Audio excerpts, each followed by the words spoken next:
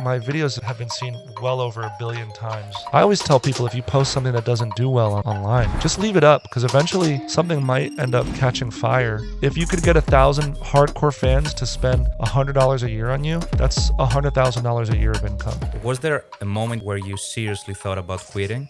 I started like crying on the beach. uh, Hello everyone, this is Kostas. This is Filmareto podcast episode 1, where we're gonna talk about behind the scenes of being a creator, the creator economy, the business of it all, and most of all, the reality of make a living from content. Today we have one of my favorite comedians. I've been following this guy for 6 years. This is Morgan J. He's a comedian, a musician, a performer. What else? I'm an actor, I'm a writer. We do it all, guys. Thanks for having me here. You're the most viral guy I know right now. You're really viral right now across platforms. And Things are good. Things are good. It's a good day to be Morgan J. I saw your show in Athens, in the tour Oh yeah, you you've saw the done in second Europe. show. You saw the last show of the whole tour, I think. Of a great tour. How you feel back in US? I feel good, man. I don't know. I feel a little bit lost, if I'm being quite honest with you. But I think that's always part of the post-tour depression, you know? That's interesting because we're going to talk about all the bad feelings of being successful sometimes. Yeah, sure. Okay, first of all, I want to talk about your career before the social media, because many people know you in social media, but you've been doing comedy for 20 years, almost. Almost, yeah, just about. I mean, I started seriously in 2007, so I think it'd be around 18 years next month. With YouTube, I started posting, I think it was like 2015. Then I just like stopped for a little while. And around 2025 during the pandemic, I had a little resurgence. Then I stopped for a couple years. And then in the last, 2 or 3 years, I think we're going to hit like 2 million pretty soon. So what did you do before comedy? Did you study music, drama school? I went to drama school as a teenager at the New York Film Academy, and then I went to NYU, went to Tisch School of the Arts. Before that, I was in drama club. I was doing choir. I mean, I was singing. I was doing things like of that nature for sure. So that's what I was doing beforehand. I mean, when I was a kid, I wanted to be an NBA player, but it's funny how things change. Yeah, that's interesting. And why did you start doing comedy then? I think I just wanted some attention. That's all it was. Let's be honest. Nobody does this for totally normal. You could do anything in the world that generates income. I think if you don't have to do this, you shouldn't. You know what I mean? Yeah. Like if you can do anything else. I mean, it's fun, but also you can't really go into it with like, I'm going to be rich and famous, because there's such a high probability that won't happen. How was it when you start doing comedy for you? Did you have any comedians that you liked then? Musicians? Was there a musician comedians when you started doing stand-up? Yeah, I mean, I look back at this comedian, Stephen Lynch, who was a musical comedian, as well as Adam Sandler. Adam Sandler's obviously a legend, incredibly funny.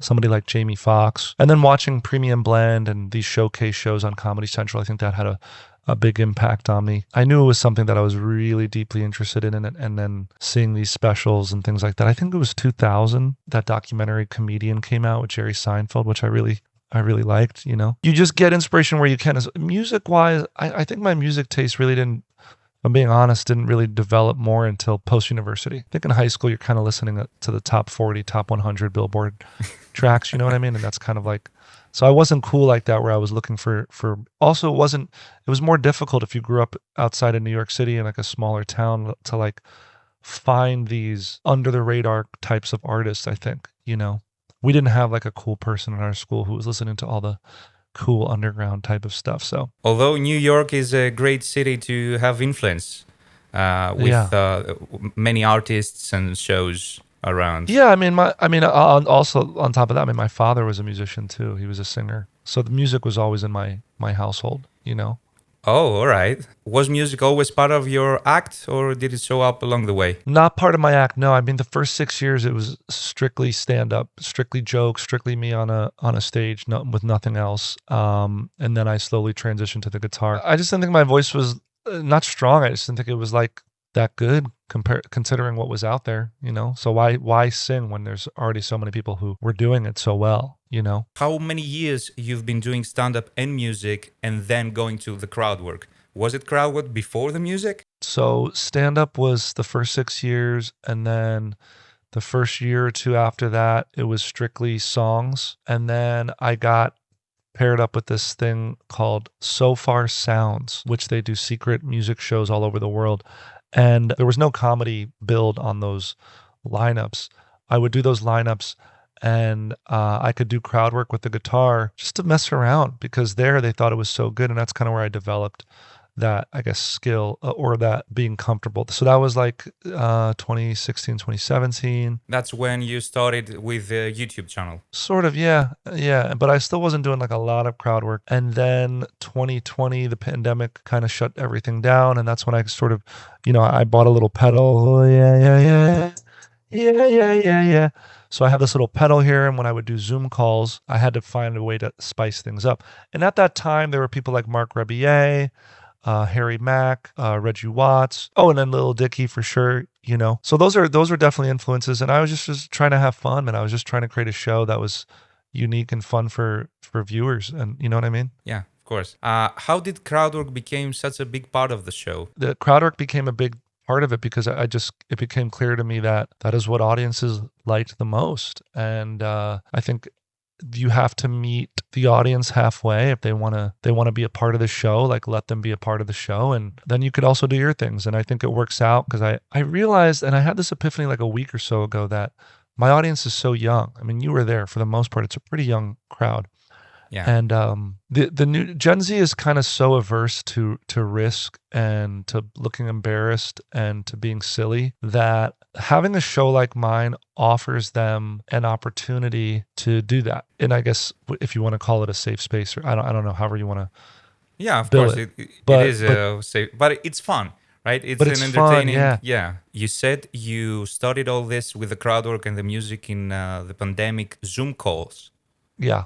What was that about? Is it the videos you posted on your YouTube channel as well? I never really posted those ones. It was just because nobody wanted to do. There was these corporate events that would pop up on Zoom, and then there were also Zoom comedy shows, and people couldn't really do anything but go onto those sites, right? So a lot of comedians were saying no, and I just said yes to everything because I just thought, what else? What else were we doing? I suppose it. I mean, it gave me the courage to eventually bring the auto tune and the music and the actual music to a live event. Ultimately, I think I would have got there no matter what. At that point, I had been playing guitar for almost 8 years on stage. So when I would do a show, it'd be like an hour of guitar, me playing guitar. And I was actually getting tendonitis in my wrist right over here. And so it was becoming difficult to play that long. And I was like, I need to find some sort of alternative where I can kind of do a bunch of different things. So that eventually made its way into the show for sure. It's really great that you're talking about this because you've been saying years and years of developing things one at a time, like 8 years of music on stage and 5 years of doing stand-up and all these things. And many creators that are trying, or comedians that are trying to build something,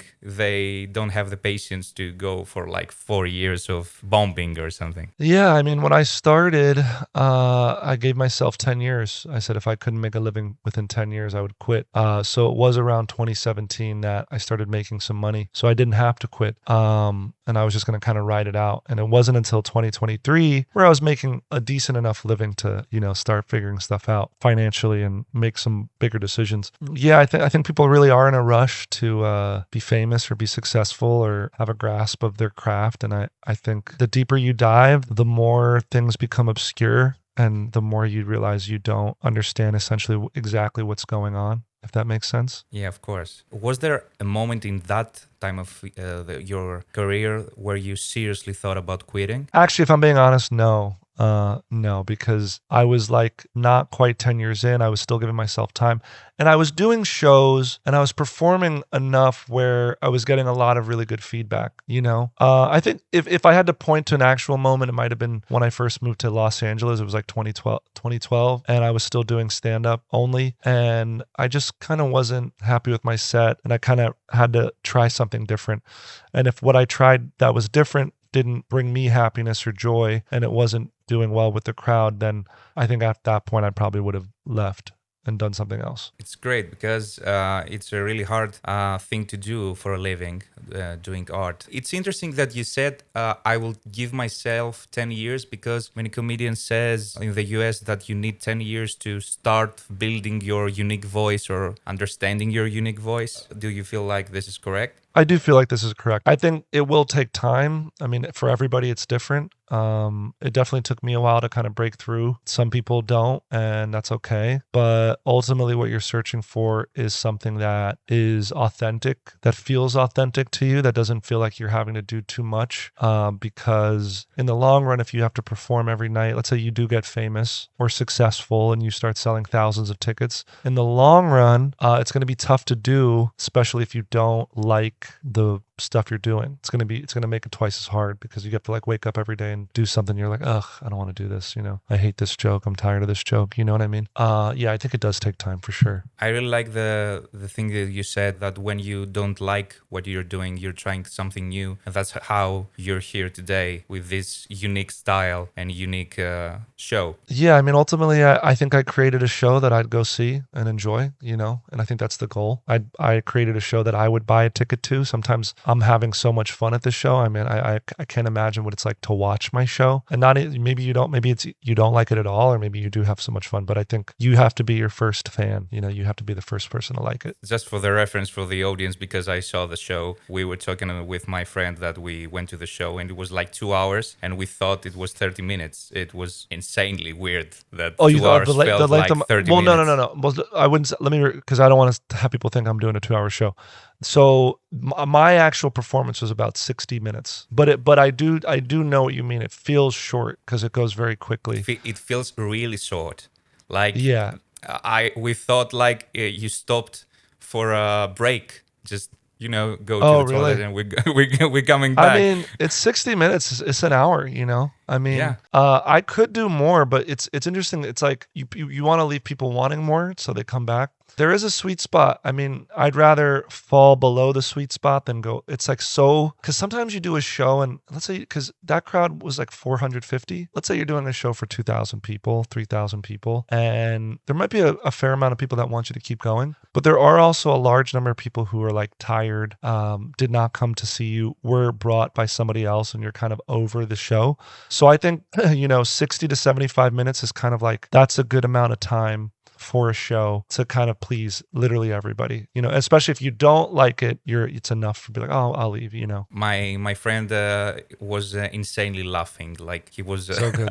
I've never seen him laugh that much. No like kidding. He was laughing with the videos before the show. Wow. Like you were. That makes you feel so good. Yeah, he's Gen Z, all right. So all the skibidi and the things was going straight to his heart.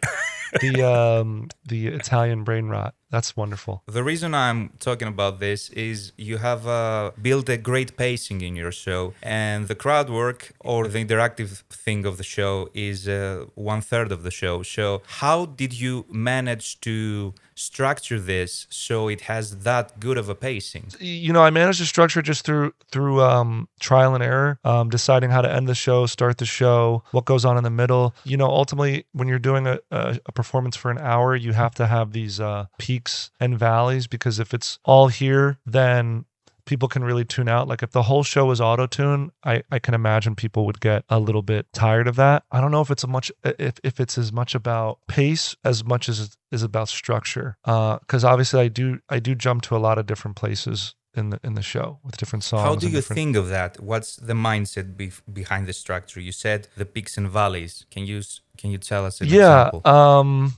You have to like when I go with the guitar later on in the show, it's such a different type of energy than the auto tune and me running around the crowd, right? I think people need a moment to rest from the excitement, and the guitar and the singing just with no auto tune. That's what that is. That's that moment. Because I think there's about 10-15 minutes of guitar music. It depends on the crowd too. If the crowd is not a good crowd, then I will only end up doing like 12 minutes to 15 minutes of the auto-tune stuff up top. and then I'll do jokes, and I might add a guitar song. So not every show is the same. I kind of feel it out how the crowd is. I also go out into the crowd, and I kind of feel the energy of the room, and I see what's going on. Like if I find that it's a very rowdy crowd, like in Norway, for example, we had one of probably the rowdiest crowd of the whole tour. Then what I do is I make the show even more interactive. So I have some other songs that are even more interactive because the crowd, you need to like, I have to like give them that outlet to sing, and because they won't pay attention or focus. So I will adjust things on the fly, which also comes with years of doing this and having hours of material, to kind of pull from. And I also think the other benefit is that my audiences are so new in the last year or two. They're not familiar with a lot of my older material, so I can kind of sing and cherry pick the things I want to play in the show. So you've toured in different countries here in Europe. This is an interesting thing. How does crowd work feel when you talk to people that are not native speakers and have different cultures, different kind of humor? How was this for you? Yeah, in some places it was difficult. Some places are a little bit more reserved. Like a lot of the Scandinavian countries, and the Dutch were really closed off. I thought they would be a goofier and funner crowd, but they were really serious. Who else? The Dutch were like that. The Danish people were like that. Did you have a surprise in the different direction that it was better than you expected? Well, like I said, I did 2 shows in Norway. The first show was really good, and the second show they just drank too much. Oh, I was surprised by Poland, Warsaw, Poland. For some reason I thought Warsaw was going to be like a low energy type of place, but those shows ended up being a lot of fun. That was very surprising. I don't know. I mean, and every show is different. I will say like a lot of these, I'm going to have to tour like in the fall or early spring because a lot of these places don't believe in air conditioning, and it was just like way too hot. You weren't there the first night, but the first night it was actually so hot that I felt like I was going to pass out. So I took like a bottle of water and I literally poured it on myself on stage. I had them bring fans you on said stage. it in the show that Yeah, the only it's hot out there and they had candles in the room. yeah. Like why do a show when there's a massive heat? That same day I was performing, like a bunch of fires broke out in Greece. That's Yeah. how hot it was, and they lit up. There was like 200 candles in the room. And I just was like, this is ridiculous. So, but at the end of the day, we finished the shows. I didn't want to cancel anything or end halfway through. Right now, I want to talk about a little bit of social media, just to talk about the blow up of your channel. I think there is a great blow up in your TikTok in the last 2 years. Yeah. How much new people have you managed to go? So it was 2023. I had 1 million followers on TikTok. So you almost had 6 million followers in 2 years. Yeah. So think of it this way: it took me 3 years to reach 1 million, and then it took me 2 years to get another 6.5 million. I hit 1 million followers on Instagram July of last year, about a year ago. And now you're So now at 4.2 million. 3 million in a year almost. Yeah. And then with YouTube, last year I went from like 50,000.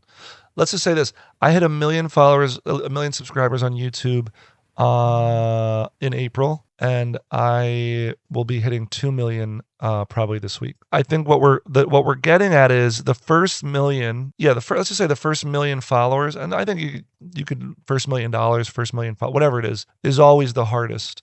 But then it kind of snowballs after that. How does it feel in psychologically to get all this attention so much, so huge awareness? Is it scary? Is it happy? Is it I don't even like really focus on the numbers as much anymore. I just focus on putting the clips out. Some clips do well, some don't. And I think the thing that's new to me is how actually I'm kind of underestimating how like globally present I am, like in the zeitgeist. I think it was a few months ago I saw somebody do like a parody video of me, which that went viral. That's kind of when I was like, oh, wow.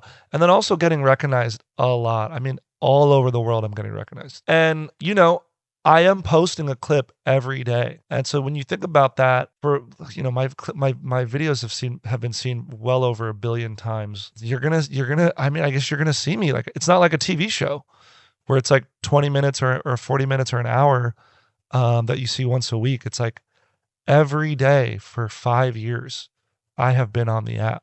And it doesn't scare me right now, although every once in a while somebody will come up and like touch my shoulder from behind and be like, "Oh my God, you're Morgan J." Only recently in the last like couple weeks I've noticed when I was in New York, people were filming me without my consent or taking photographs of me without my consent. I think it's just an occupational hazard like any other job has it. If you work a job where you have to sit at a desk for 10 hours a day, you're going to get back pain, right? If you do something like I do, you're going to get recognized a lot and you're going to kind of have to relinquish a certain level of privacy in your life. But that's just kind of part of the job. I think the pros outweigh the cons. So I'm not complaining. I think it's just one of those things you just accept that this is what it is. I mean, every once in a while I will be walking around with people close to me and I'll just be like, "Can you believe this? This is insane. Like, what's going on?" It's weird when it happens. Many people, when starting social media or want to promote their work on social media, they think about haters and bad comments and what the people are saying. How do you manage to go through that? With the haters, Haters, bad days. I mean, everybody has a bad day at work. The haters are going to hate, but, the vast majority of the comments are pretty positive. I think the one thing I don't understand about the haters is that if you don't like it, then, just change the channel. You could literally swipe away. These guys or girls will sit and watch it and then be so compelled to say they don't like it. And I mean, I think Sebastian has a joke about this. When I eat at a bad restaurant, I basically just like leave and then I don't go back there, you know? When I eat at a Yeah. great restaurant, then I will show appreciation and leave a review because then I'll be like, other people should know about this. From the way you talk about your work, I understand you're really proud of your craft. I think many creators would like to understand how you find that confidence in what you do and don't feel embarrassed because many people doing things that go viral, they may be a little bit embarrassed talking about it with people they know. Yeah, I think my confidence comes from just being a little bit older and having done this for a while. I'm 38 now. I started when I was 20. And, when I was younger, I was pretty naive and I was pretty eager and I felt that I deserved a certain level of success that it never came. And I think once you kind of drop that ego and that sort of thing and you just kind of focus on the work so it makes you happy, that will change a lot of stuff. If you truly like the work that you make, it makes it all so much easier. Now, there are people who like the numbers, they like going viral and they like that's its own job too. Finding ways to be viral. Like that's its own little thing. But me, it was always about being the funniest person I could be and being like the silliest person I can be, right? So that's kind of the craft that I have worked on. Everything else isn't nearly as important if that's what your end goal is. You really got to define the goal and what it is you want and then just work towards it. As far as people getting embarrassed and being afraid of being judged, there kind of is no place for that energy on social media. And also it is such a like here today, gone tomorrow type of culture that things might be viral for a few weeks, few months, and then people just move on to the next thing. Even if you post something bad, I always tell people if you post something that doesn't do well online, just leave it up because eventually something might end up catching fire. And then what it's going to do is people will go back and look at your older catalog of things. I have an album that's streaming on Spotify that was my first one. It was like 2015 that I am quite embarrassed by. Like it's not good, but I still don't think I'm going to take it down because I just think it's my work. And I think it's good for people to see the evolution of where things started and where they go to know that, as long as you're evolving, it'll be okay. Yeah, it's hard to, I understand it's like hard not to get caught up of being embarrassed, but I'm not really that embarrassed about selling thousands of tickets. You know what I mean? So Yeah, I'm just saying like you could hate all you want, but like at the end of the day, like I'm selling these tickets. People are standing outside waiting in line to see me. So I don't know. Was it hard when you didn't have these results? Because there was a time that you didn't have these results.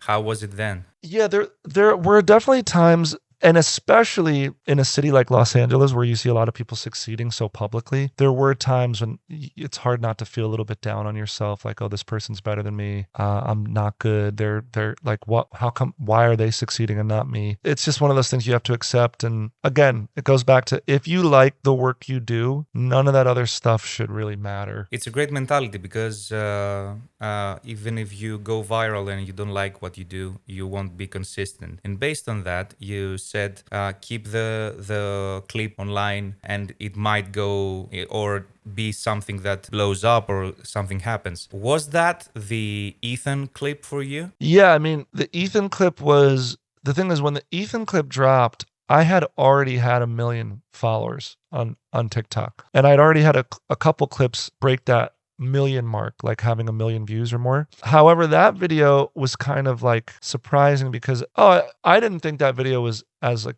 I don't know, viral worthy as everybody else thought. It was a good clip. It had a good energy, but I didn't really tell any punchlines in that. I told no jokes in that. I think I just curated a certain energy and a vibe during the show that I suppose people watching really enjoyed. Basically, because I'm a screenwriter, I believe the suspicious as fuck effect on the end You think that's was what it was? that was the selling point, I think. Yeah, I mean, it's interesting because that video, and I appreciate you saying that. I mean, that video cracked, 10 million in a day, which was insane. And then, I mean, I think it's at 140 million views now on TikTok. I mean, that video alone has been seen at least 500 million, if not 1 billion times. I just had my first video on Instagram crack 100 million views. Now that is crazy because it's like when you look at the hierarchy of like the value of views, I would say that it goes, TikTok, Instagram, YouTube, and then if you really want to get into it, Twitch or live streaming, if you can hold an audience for a while, for several hours. And then below that, at the very bottom of the funnel,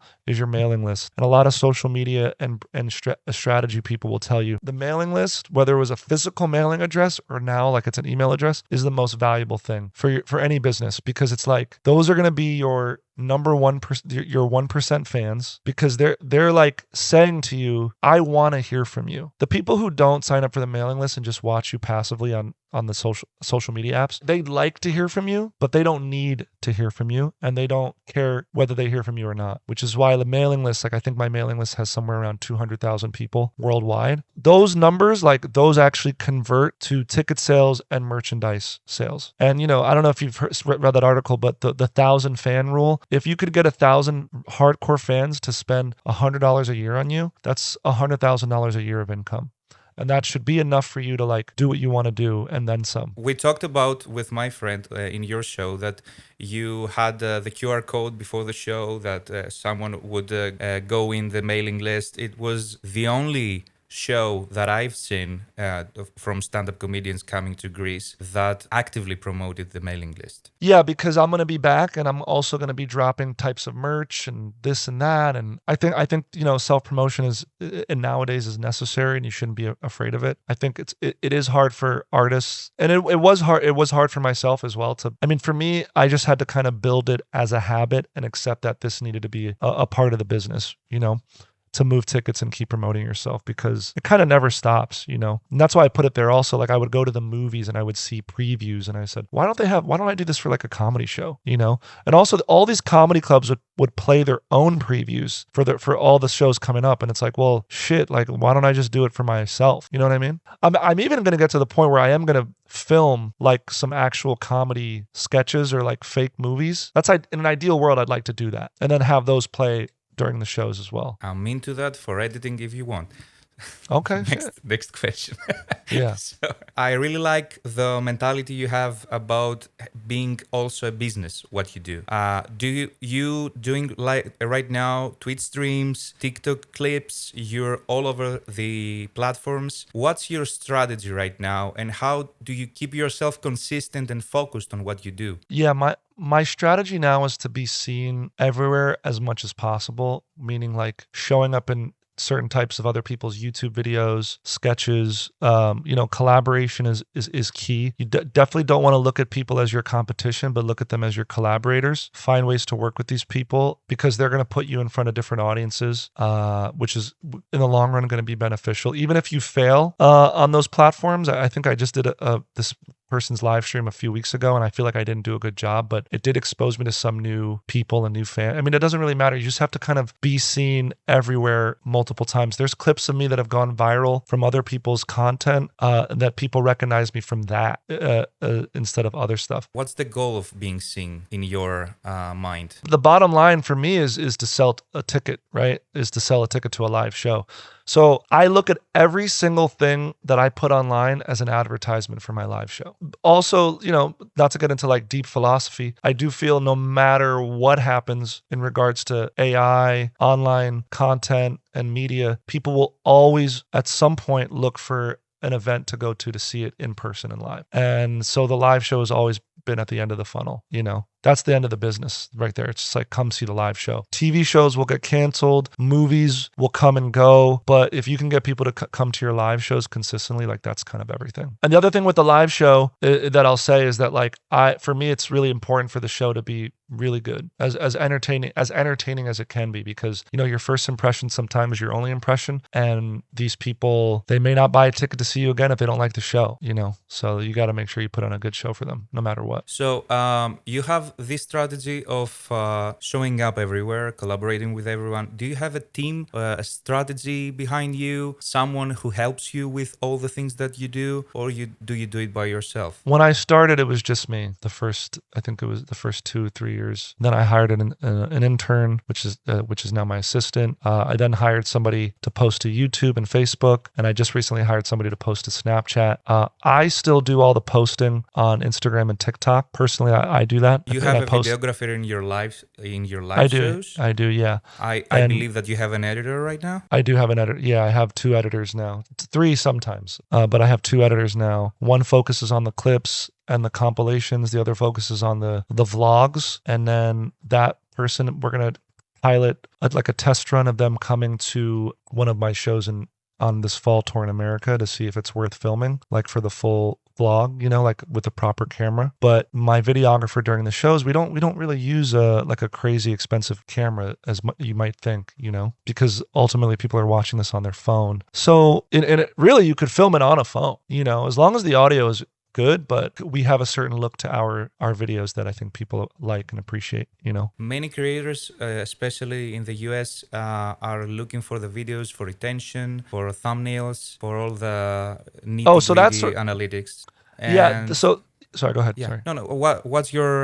Well, I forgot to say, you know, speaking of the team, I think when people think team, you think of people who do like SEO, which is search engine optimization, people who like figure out the thumbnails, and people who optimize the description and all these keywords. Personally, I prefer people not to spend on my team to spend too much time on that. I'm sure there's things we can do better, but like I said, it's like at the end of the day, it's like building an authentic fan base, videos that are engaged. Like the actual content for me is the most important thing. I'm sure people would say like, well, if you want people to see your content, you should make these thumbnails better to like maximize views. And I guess there is truth to that, but I also don't want to like lose my mind and emotionally be invested in the thumbnail of video, if that makes sense. Your team does do the thumbnails and the video editing. Do you like revision them, or you let them do something interesting? You let them free? Yeah, they have agency for the most part to do what they want. I mean, sometimes I'll look over things, but again, it's like, you know, YouTube offers like A/B testing where they can test one thumbnail and another thumbnail. I think Instagram does the same thing. We don't do that. We kind of just like,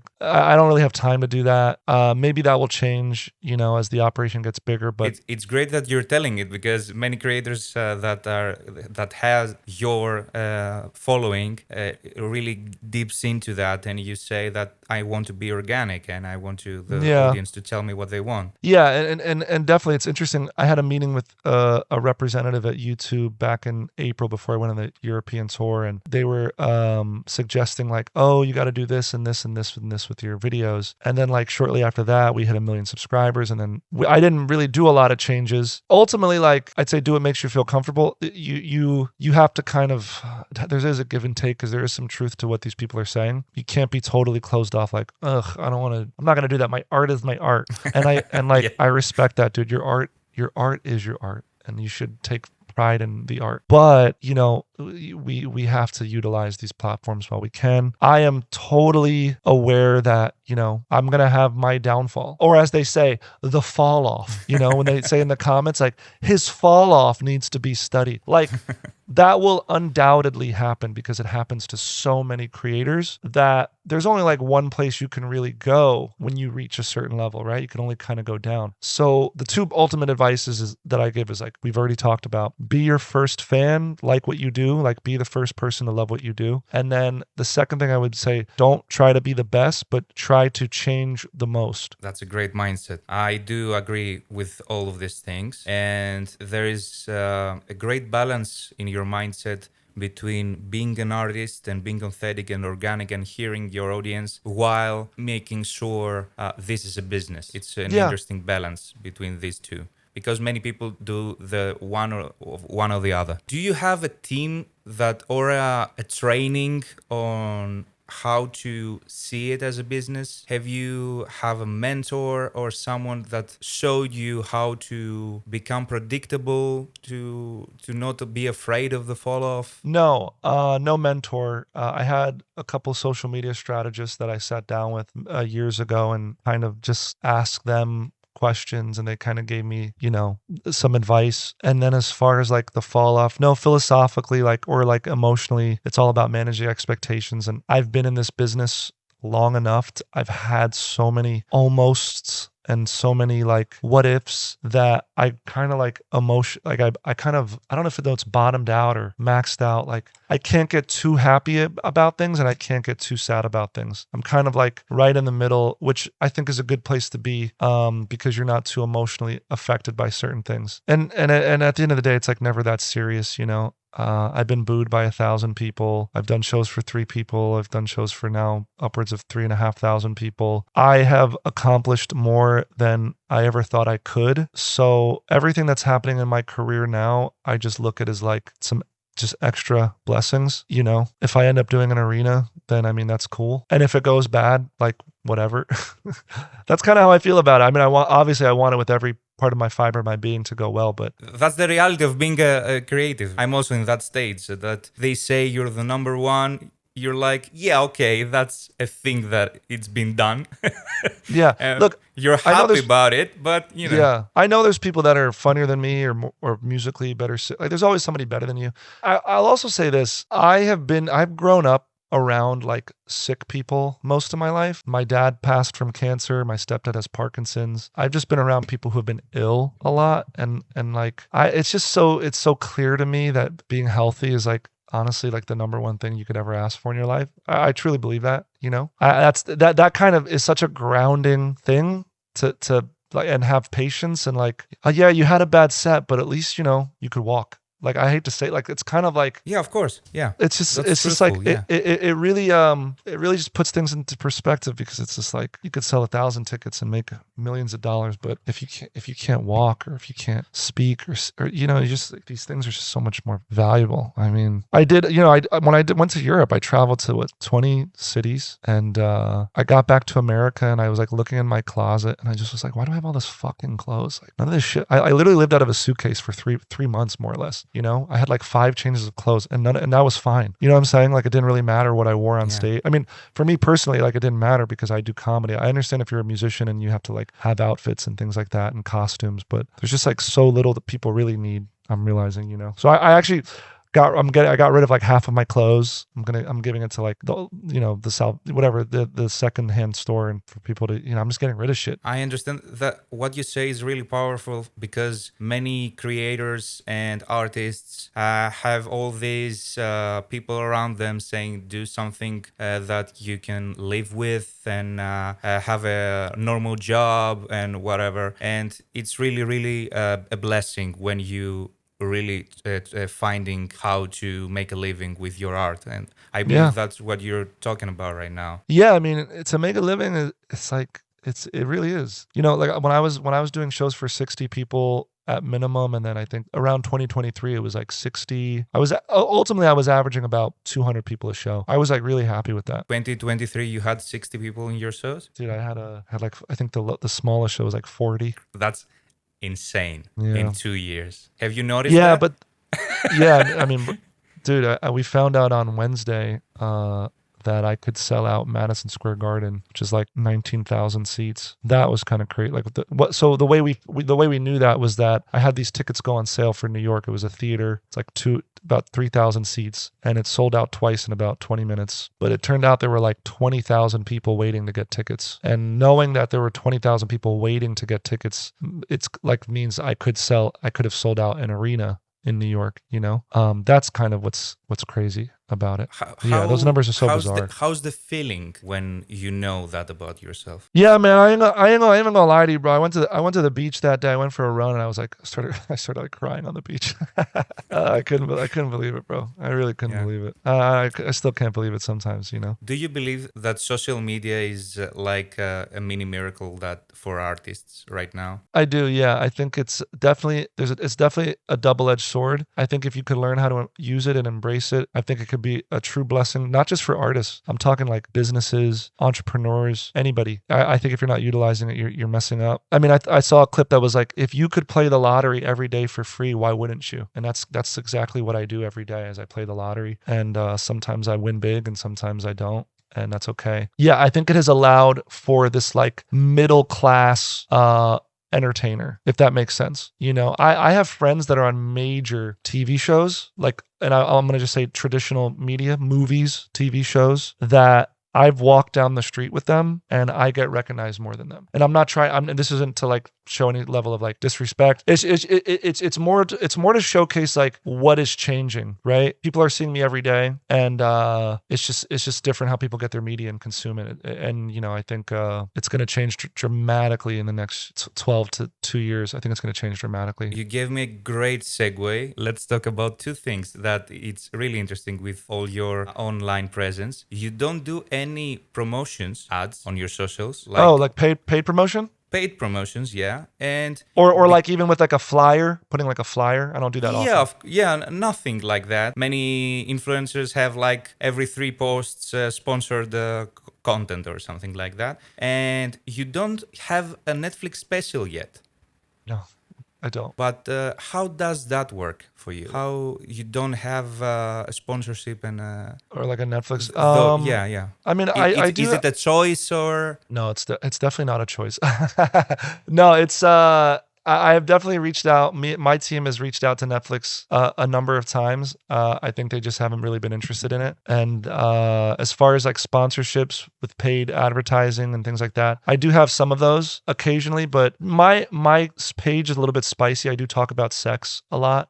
So I think some advertisers are kind of like averse to coming around that way, which is fine, because like I said, bottom line is I'm just trying to sell tickets. That's where I'll make my money, and that's fine. If somebody wants to give me a big fat check to promote something, like maybe I'll do it. And I also never want to feel like I'm selling too much to my audience. I mean, the minute I think creators start advertising a lot on their page, people will swipe away faster. The other thing is like in the couple times I did promote other brands, I thought, well, if they're using my platform to promote their brand, I should be using my platform to promote my brand, right? So like my clothing, the Goofy Gang line, right? Like, why am I going to promote other people's clothing when I can promote my own? And in that sense, I don't even promote it that hard. I just, at the end of every video, you'll just see like a little line like, hey, if you want to see the clothes, go here. If you want to get tickets, go here. It's never like buy tickets, buy merch. It's never like that. It's just sort of like, if you want to, because when I do it that way, it will slowly attract like the diehard fan, which is ultimately what you want. Obviously, there's fast gains, but like you risk losing those diehard fans if you always make it about, like sell, Uh, I'm blessed with this conversation.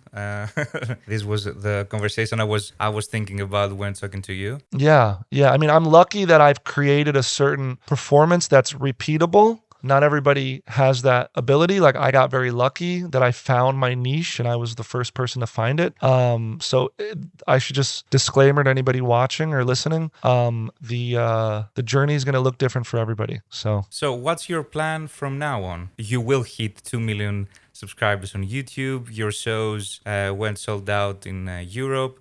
You're going on August on Brazil. Am I correct? am. I'm going to Brazil. I only have 4 shows in Brazil, but I'm going to be spending 3 or 4 weeks there to see family and kind of connect with my roots, my cultural heritage. That is also going to be my only shows where I'm going to be doing about 10 minutes, maybe more, in Portuguese. I'm going to try that out.